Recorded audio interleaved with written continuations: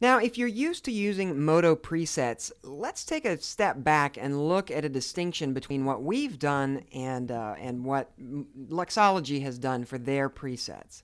So if I go to the normal Luxology presets and look in the animals, for example, and I grab this beetle and I double-click the beetle, check over here in my items list and you'll see that that beetle comes in just as a mesh item, just all by itself right there in our tree, which is nice and clean and simple, right? Well, if we go back to my meshes, the ones that we've created, for example, and I want to add my ramp and I double click it, it's actually added it into a folder, a group locator, and inside of that is our ramp. Now, there are some advantages and disadvantages to this method, but I wanted to just make you aware of how you can do it if you didn't want for this folder to be here. So let's go ahead and delete everything. This is an important step. So in order for this to work, you're going to want to have a nice, clean, empty scene. All right, so we got nothing in here.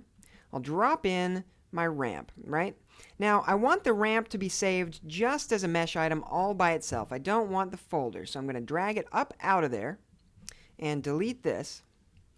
And then I'm going to have to show the ramp. So this is the downside. I wanted for the ramp to be invisible by default when you bring it in. In order for that to work, you have to save it as an assembly, the way that we did. But if you're okay with it being visible when you drop it in, you can just have the ramp out here in an empty file. You can right-click it, and then go down to the Presets submenu, and over to Save. Then I can go into my meshes, and we can call this my ramp1meter.lxl, which is different. If you're noticing, it's not an LXP file, it's an LXL file. We hit Save, and now in my assembly presets, I have this new one. So I'm going to close this document, so I've got a blank slate to work with. Double-click this guy. This thing comes straight in, and it's just the mesh all by itself. And then I can just click Hide to hide it. So that is a perfectly good alternative in many, many cases. But you'll notice that a lot of my mesh presets, like this test sphere, when I open that up, it's actually not just a sphere. I actually have a locator underneath it. And there's a reason for that. I actually parent the object to a locator specifically because when I'm working in my workflow, what I'll do is I'll insert the sphere and use it as a proxy while I'm setting up my system.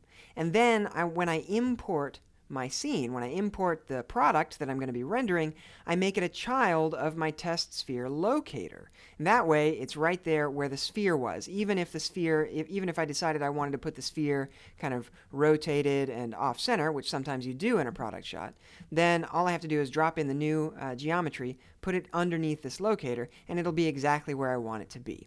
So it kind of comes with plus and minuses. Either way you want to do it is totally fine. Just thought you should be aware of that distinction. All right, let's move on.